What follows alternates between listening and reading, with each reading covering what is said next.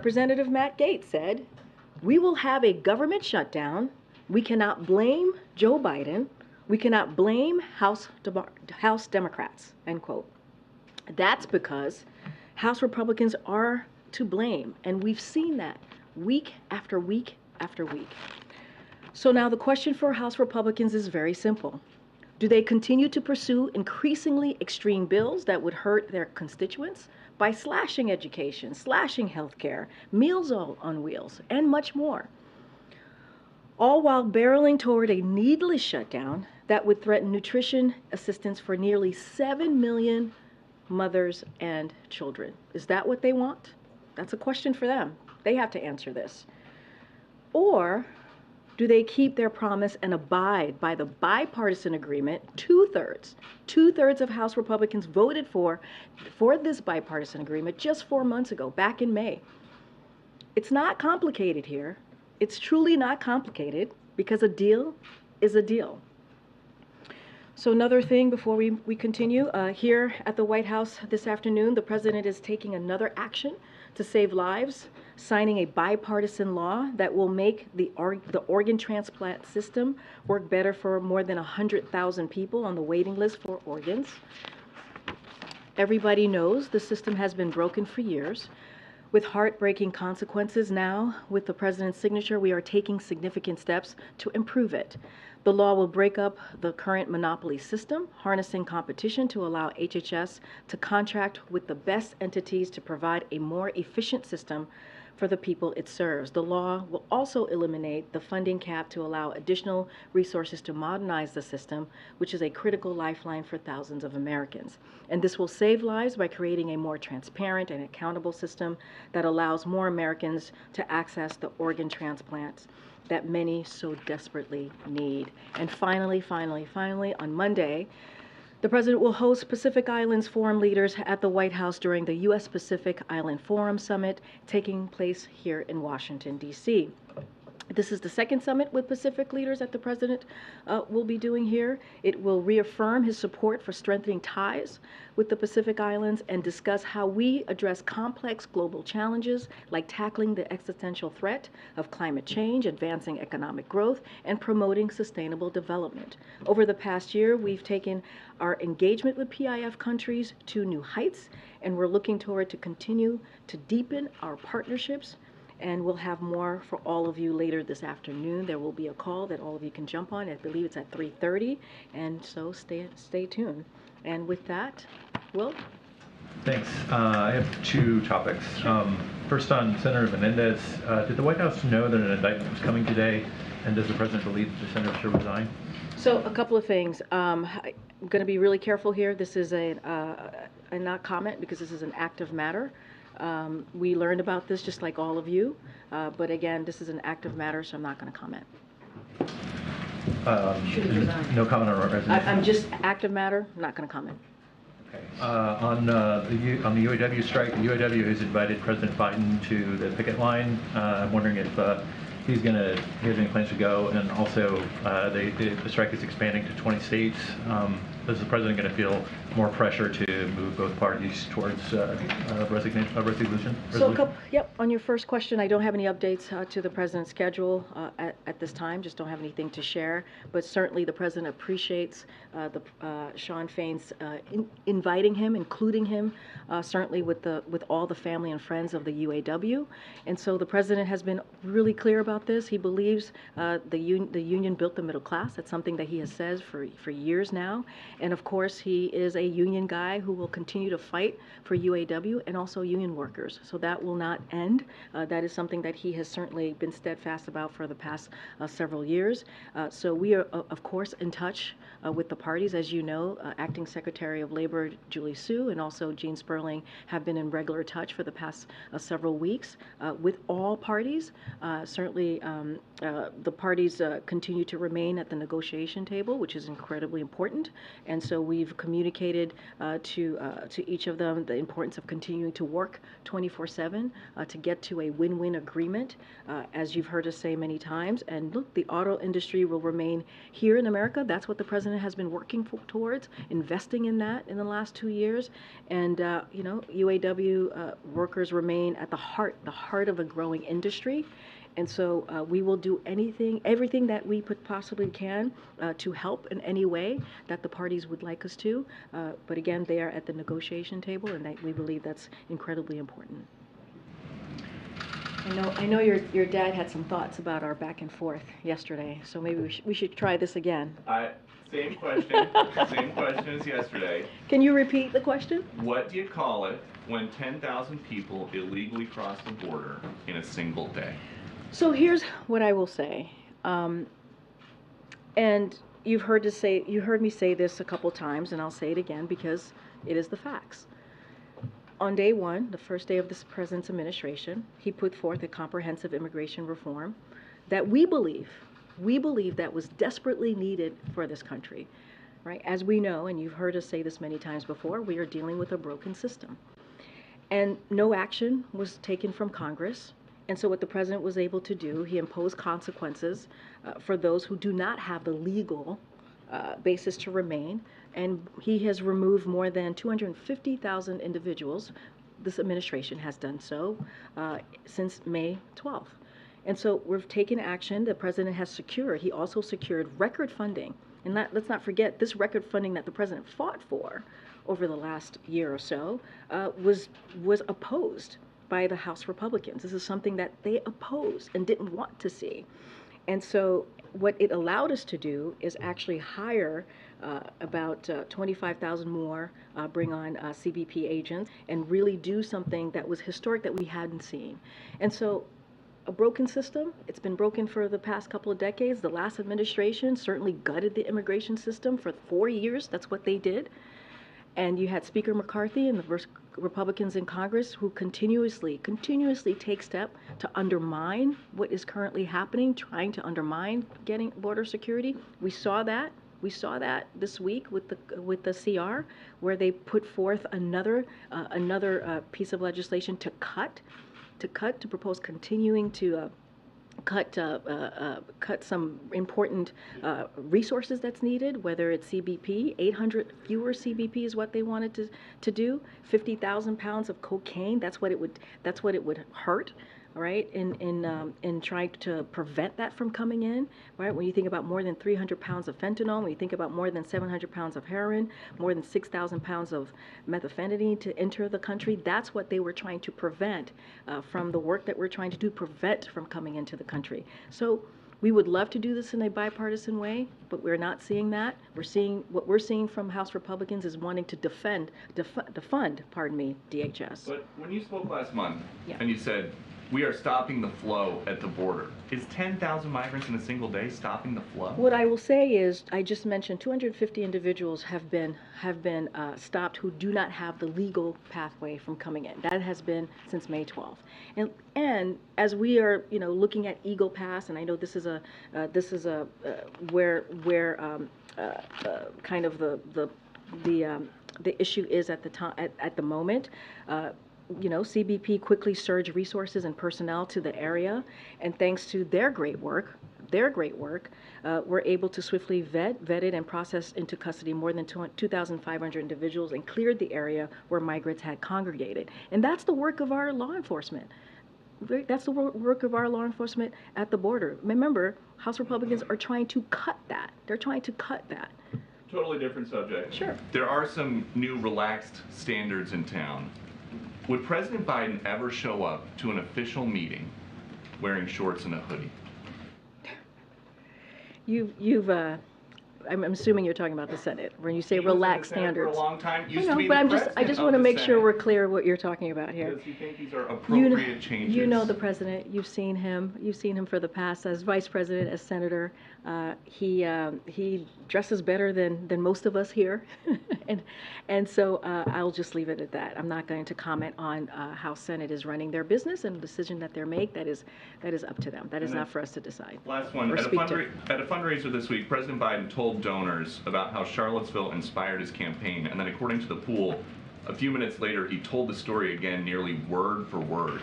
What's up with that? What I can tell you is, and I'm going to be careful not to talk about, because this was a campaign event for this upcoming campaign, obviously in 2024, so I'm not going to speak to that, put that out there for the Hatch Act. But what I can speak to is, look, the president was making very clear why he decided to run in 2019.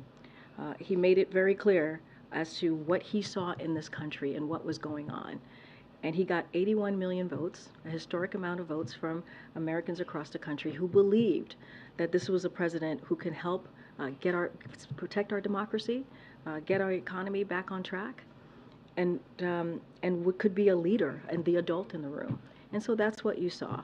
I'm not going to speak to comments that were made during a campaign event, but I can certainly speak to why the president is president today and why he decided to take on this job. And it is important for him to continue to deliver for the American people, and that's what he's going to do. Go ahead, Nancy. Thanks, Go ahead, Nancy. I know you don't want to interfere with an ongoing investigation, but given the unique nature of the charges against Senator Menendez, taking bribes from a foreign country, he's the chair of the Foreign Relations Committee, what message does it send to other countries if he's allowed to stay in that role? So I believe from some of your reporting, I think there's discussions happening about his next steps, the senator's next steps. So I leave it to the leadership of the Senate, and certainly leave that to the senator's office. I have to be really careful because it is indeed an ongoing matter, and so I cannot comment on this. But as far as his leadership role in the Senate, that is something for Senate leadership to speak to. Given that this is now the second time that he's faced really serious federal charges, would the president advise him to step down? Does he want to see him continue in the Senate? We're going to be very, very clear about this. We're not going to get involved. It is a ongoing matter, and so we're going to leave it to the prosecutors to move forward with however they see fit, but we're not going to comment. On the UAW, the initial plan was the president was going to send Julie Su and Gene Sperling to Detroit. They stayed here. Why was that decision made for them to stay here? And now, given that the strike is expanding, are there plans to now go ahead and send them to Detroit, or are they going to continue to make those conversations from here? So there was a mutually agreed decision that was made this week that was believed to be the most productive way to move forward was for Jean and Julie to stay back and to help from Washington in the best way possible. That was a mutually agreed agreement. And look, we are in constant, those two are in constant conversation with all parties. They actually spoke to the parties today, and so that certainly is going to continue. We are going to help and assist in any way that they feel necessary. But look, I think the most important thing is that they are still at the negotiation table. That is incredibly important. They have been really focused on this the last 24/7. And so I think that's important. The president has always said he's a union guy. He appreciates being called that by unions and labor leaders out there. And so we're going to do everything that we can to be helpful. But we are encouraged that they are continuing to have that conversation. Thanks, Karine. Beyond placing the blame on Congress, what's your message to federal employees at risk of going unpaid? Look, our message is this doesn't have to happen. The shutdown does not have to happen. The Republican shutdown does not have to happen. They can do their job and keep these vital programs continuing, keeping the government open, and that's our message. Our message is this should not be happening. We should not be putting American families' lives in turmoil. We should not be putting even their lives at risk, potentially, because of what this could mean for the different programs that these families and Americans need. And so all they have to do is do their job. And what they're doing is putting forth incredibly extreme partisan policies forward, and and saying, hey, we have to get this done in order to keep a deal that they made back in May. And so this should not be happening. It should not be happening. And so, look, we're going to continue to be very clear. What we're saying to them privately is what we're saying to all of you publicly, is that they need to do their job. Do you know when federal workers would miss their first paycheck? So I don't have the specifics on any of that. The OMB director and OMB more broadly certainly is working on plans of what this could potentially look like if there is a shutdown, talking to the different agencies. So that is certainly in progress right now. Just don't have any specifics on payments or what that would look like. And the new announcement today on the gun violence Office of Prevention of Gun Violence. That has been something advocates have been pushing for years. Why do you think it took so long? Look, here's the thing. As you know, there was the bipartisan piece of legislation that the president was signed, and it was the first major piece of legislation on gun violence that was able to move forward in 30 years. The president did 24 executive actions because he took this seriously. He called the gun violence in this country an epidemic.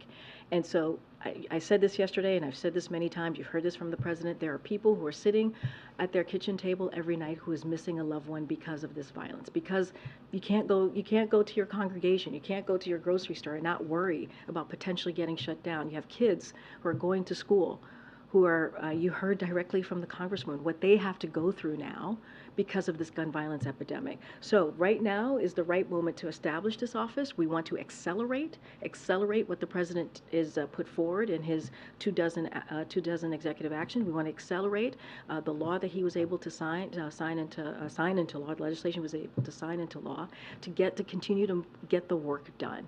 And so this was the right time to do that. But let's not forget the work that the president has done the last 2 years to get us to where we are. But more work needs to be done. He's not going to stop calling on Congress to continue to do the work that they need to do to protect our families from gun violence. But this is an opportunity to accelerate what the president has been able to do to protect communities, to really deal with gun violence, and that's what the importance of this office is. Okay. Thanks, Karine. Did President Biden and other Five Eyes leaders raise their concerns about Canada's allegations of Indian involvement in the murder of a Canadian citizen at the recent G20 meeting? So I know that National Security Advisor spoke to this yesterday, and I know there's been some new reporting. I don't have anything to certainly, and this is something that Jake said himself. He was not going to comment about private diplomatic conversations. I'm not going to do that either. Just following what the National Security Advisor said, and so. Just not going to comment on that. Obviously, we are deeply concerned, as he said as well, and so what the Prime Minister has referenced here, the Prime Minister of Canada, and so we remain in regular contact with the Canadian government and the Canadian partners, but of course, I'm just not going to comment on diplomatic conversations from here. Jake did also say that the issue is being raised at the highest levels with the Indian government. Can you tell us if that's if you're staying in regular contact with them about this as well? So we have engaged, as Jake said, our National Security Advisor, with the Indian government, but certainly we're not going to get into our private diplomatic conversations, as he said as well. But yes, there has been conversations with our partners in the Indian government, as Jake stated yesterday. In another realm of diplomatic conversations, can you say whether or not President Biden promised President Zelensky yesterday that the U.S. would provide the weapons known as ATACMS? So again, with this, I'm just not going to confirm the reportings are out there. Look, and Jake said this as well while he was here. The president has long said in the past that ATACMS are not off the table, but I just don't have anything new to announce. But look, I will say this more broadly, is that what we saw yesterday, this bilat between the two leaders, between President Zelensky and President Biden, was really important. It sent a strong signal to the world that we will continue to support Ukraine. And let's not forget, we also announced a significant weapons package yesterday to continue to show that support that we have to Ukraine. To support their counter offensive and strengthen their air defenses against Russian attacks, which is our fourth package, as you know. So we're going to continue to show our support for Ukraine with these security assistance, and so that is our commitment. We will be there as long as it takes. I just cannot confirm those reports. Back on the auto workers strike, there's been some behind-the-scenes talk about a loaner grant program to help the auto suppliers. Is there any movement on that? And if a program would happen, could that be potentially affected by a government shutdown? So look, there's negotiations happening right now. I'm not going to get into the details of the negotiations at this time. I'm going to let them we're going to give them the space, let them have the conversations. We are encouraged that they are continue to be at the table. I'm just not going to go point to point on what's being discussed or what's being put forward. Is there any discussion to the administration about helping the suppliers as this strike continues? Don't have anything to share at this time from how we're going to potentially move forward. What we are encouraged of is that they are continuing to stay at the table, and that's what we want to see. And so I'm not going to get into hypotheticals at this point. Go ahead, Karen. Thanks, Karine. A possible government shutdown would coincide with the restart date for federal student loan payments that starts on October 1st. Is there any consideration right now to pushing that date back if there were a shutdown? It's a really good question. We are right now, OMB is having those discussions with agencies at the moment to see how to move forward if there is a potential shutdown.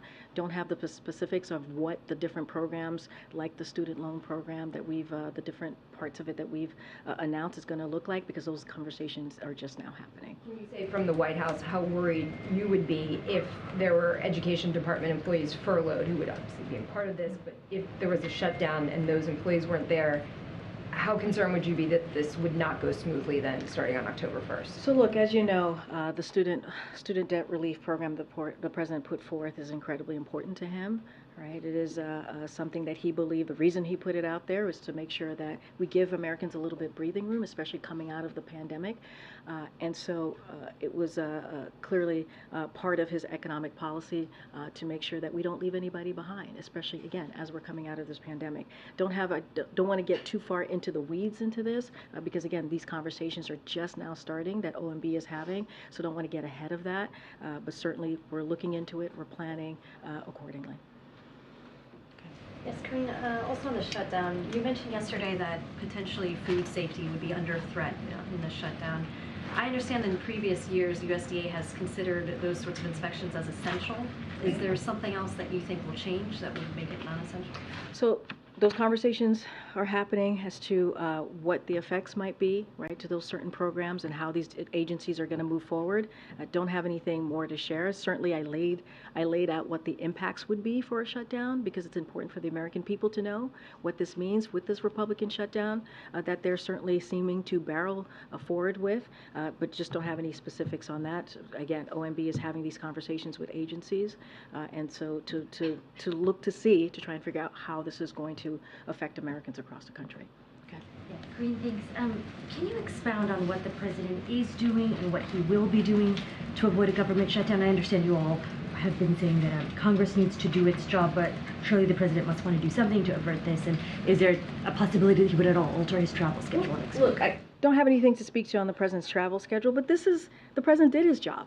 He did. He helped broker a bipartisan agreement back in May to move forward with a budget that, as I mentioned, 2/3 of Republicans voted on. He did his part. So a deal is a deal. This is not something we can fix. The best plan is to not have a shutdown. The best plan is for House Republicans to stop their partisan political play and not do this to hurt Americans across the country. That's the plan. The plan is for them to actually do their job. The president found it so important, right, to make sure that there was a bipartisan budget agreement that he did. He helped broker that. And again, a deal is a deal. And so there should not be a shutdown. There should not be a shutdown. They should keep their promise, not just to the president, but to the American people. And so, this is for them to fix. This is something that House Republicans have to fix. And then I'll go back. A couple of things I'd like to follow up on. First of all, when you reference the signing of the organ donation, if we had coverage of the signing of the organ donation, that would certainly expand attention to that important issue. So just as an ongoing request that coverage of bill signings would be... I appreciate that. Yep. Following up on the UAW and so forth, isn't it an acknowledgement that the offer to send Julie Su and Gene Sperling was a misstep because they have not gone and you want to give this space? No, I don't think I wouldn't call it a misstep because I said it was mutually agreed upon that they would stay back as they continue to have their conversation. And when I mean they, meaning the parties who are a part of this negotiation process, obviously the big three and UAW. And so wouldn't call it a misstep at all. I mean, again, it was a mutually agreed that it would be most productive for Jean and Julie to stay back and do the meetings and from Washington D.C. Now, let's not forget this is something that they've been doing for the past several weeks. It's nothing new, and so we appreciated that again, mutually agreed. And so, if there's travel that needs to happen, we'll certainly assess that when the time comes. But what is the most important thing here? What is the most important thing is that all parties continue to have this conversation and to continue to negotiate. And that's, I think, what is the most important part of this. Following up on Peter's comment about the fundraiser for, we all understand these are off camera. We were not witnesses to that except for our pool that was present. But for the president to retell a story, we've all heard him tell many times in full. And stipulating that we often, as human beings, we misspeak, we do things, I've done it myself, so stipulating all of that. Is it any concern that he would fully retell a story in the same space, in the same event? Sometimes we speak as well from here and retell a story. But look, I think it's important to note that the president was speaking as you said, at a fundraiser, and he was speaking from his heart. He was speaking about why he's decided to do this. And you hear the president talk about this, it's always incredibly emotional for him. He didn't have to. He went through an incredibly difficult time when he was deciding to jump into the race. And so, but he saw, as somebody who served as senator, as somebody who served as vice president, what was going on in this country under the last president. So Charlottesville. Knowingly and mindfully that he wanted to reach I have not spoken to the president about it, certainly, but what I can say is the passion that he has when he tells that story and how important it is for him to have done something because he believed, our democracy was at stake. And that's, and what he saw. I mean, you all saw what we saw in Charlottesville. It was devastating. It was a part of our country that was devastating to see. And so, he spoke to that passionately, and that's why he's in this. He's in this because he believes that he can help move this country forward in a way that brings it to its best, right? When he talks about possibilities, and that's why he was speaking to in an incredibly passionate way. Okay, go ahead, Gary. Thanks, Karine. While gun violence impacts communities all across the country, Black, Jewish, and marginalized communities often fall at the intersection of gun violence and hate-fueled violence. In many parts of the country, those who commit hate crimes can still have legal access to a gun. How important is it for this new office, to address gun violence intersectionally? Oh, it is incredibly important. When we talk about gun violence, it's not one community that's affecting, as you just laid out, it's multiple communities. So this is something that is at their intersection. It is so important that we do not forget a community here. As you know, this is going to be overseen by VP Harris, Vice President Harris, which is going to be incredibly important. We have Steph Feldman, who's going to be the director, and she'll have 2 deputies. We're taking this very seriously. And this is about all communities, as we hear the horrible stories. Right? We hear stories of different brown and black communities, rural communities, urban communities being affected by gun violence. And enough is enough. Remember what I said at the top of the briefing. The president hears from multiple victims, and the thing that they say to him is do something. And it doesn't matter where he is around the country, who he's comforting during these awful attacks. That's what he hears, because all of these communities are feeling the same thing. They're losing loved ones. And so it's going to be incredibly important to make sure that we don't leave any community behind. This is not a president that does that. This is the president that talks about being inclusive. And so that's what you're going to see from this office. What this office is going to do, as I said moments ago, it's going to accelerate the work that the president has already put forth. The bipartisan law. gun violence. When you think about the 24 executive actions that he's taken, it's going to help accelerate all of those really critical pieces so that we can get to a place where we're not sending our kids being frightened to school because there might be gun violence at their school, or going to a grocery store, right? And so that's the importance of this office, is to really get to work and accelerate the work that we've already been doing. Thanks. On Ukraine, after Zelensky's visit yesterday, Biden said that he was counting on a good adjustment of Congress to keep approving it for Ukraine.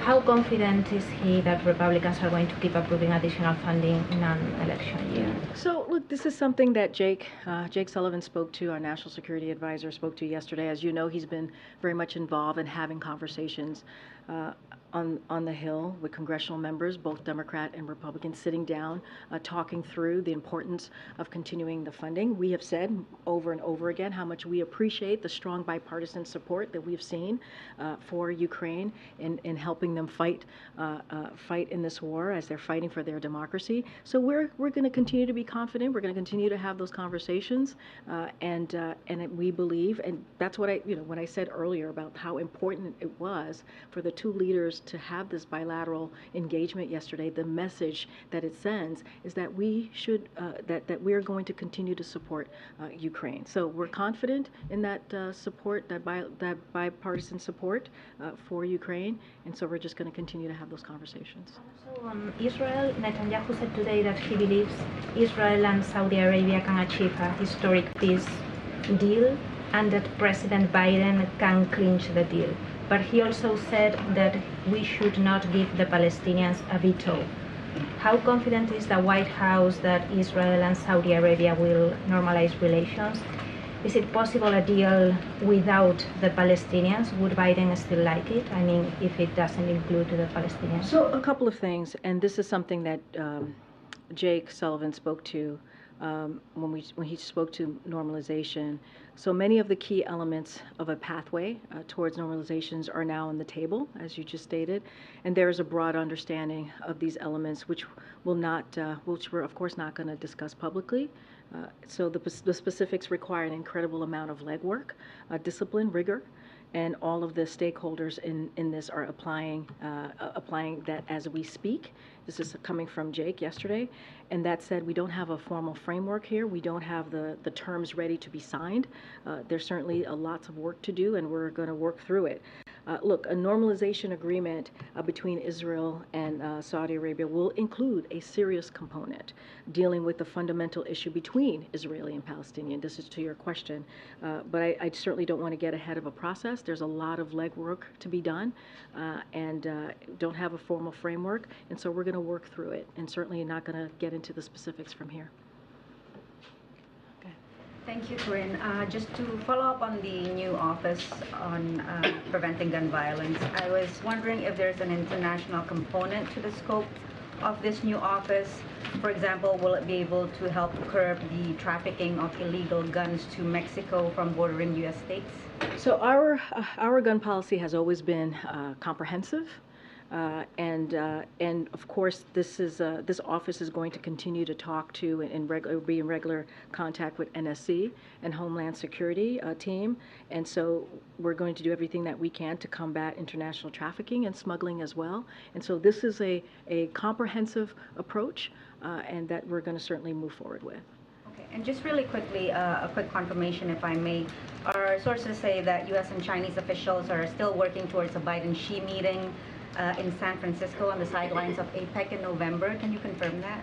I don't have anything more to what the president has shared on this. I think most recently may have been Camp David when he was asked this question. I don't have anything to share on a potential meeting or details on that. Surely, if that were to happen, we would certainly share that with all of you. Go ahead, John. Thanks a lot, Karine. Follow up in regards to the gun violence prevention office that the president will announce in a few moments. Why can't the Domestic Policy Council do the same work that this new office is setting up? Can you explain what the Domestic Policy Council does versus what this new office will do?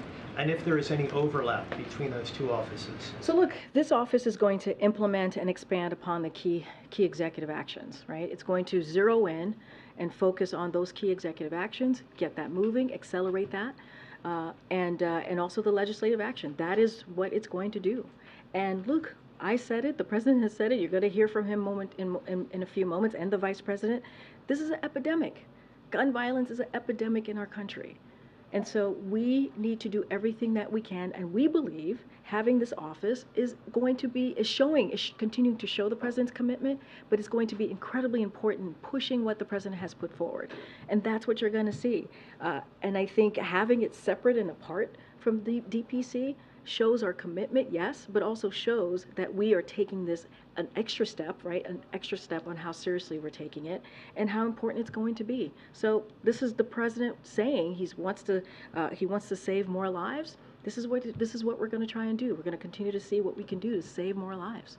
And then a separate question in regards to President Zelensky's visit to Washington yesterday. He was up on Capitol Hill. He met with members of both parties. From what you've heard, was he able to change any minds, particularly those House Republicans that are opposed to providing any additional aid to Ukraine? So I'll leave that to the House Republicans to speak to. Their meetings with the President Zelensky, as you know, he met with them and shared, certainly his, when he speaks about this, as he's dealing with this, he speaks about it in such a passionate way. And when President Zelensky speaks, people listen because he knows what he's going through every day, with his country's going through, the people in his country is going through, and we have said how bravely they are fighting for their democracy and for their freedom. So that's up to House Republicans to speak to, or House congressional members to speak to. What we can do is continue to do what we showed yesterday, right? We announced another security assistance. Again, you saw the bilateral engagement between the two leaders, which we believe showed our commitment to Ukraine. You heard from the president at UNGA speak to this in a very forceful way, what this means if we were not to continue to support Ukraine. And so the president's going to continue to speak very forcefully to show how much he supports Ukraine, but that is up to Congress. But with all of that said, we appreciate the bipartisan support that we have seen for the funding for Ukraine, and we are optimistic that that's going to continue. One more. Great. Thank you, Karine. Good to see you, Christina. It's been a while. Yes, it has been. Thank you for taking my question. Absolutely. If there is so much at stake in case of a government shutdown, is the president willing to support or even broker negotiations between more moderate Republicans and Democrats to help Leader McCarthy avoid the shutdown? Is there any chance for bipartisanship here? So look, Christina, I appreciate the question, really do. And I'm just going to reiterate what I said moments ago. This is something for House Republicans to deal with. It is their job. It is one of their basic duties to keep the government open. It truly is. And instead, they're going in a very bipartisan way, in extreme ways, in putting forth policies and CRs that's going to hurt American families. The president did his job, right? He helped broker a bipartisan legislation that 2/3 of that legislation was voted by Republicans. And so a deal is a deal. They need to stick to what they agreed upon, what they themselves voted on. And so that is for Speaker McCarthy to figure out how he's going to move forward here. But this is for them to fix. This is for them to fix. So I'll leave it there. Have a great weekend, y'all. I'll see you on Monday. Thank you.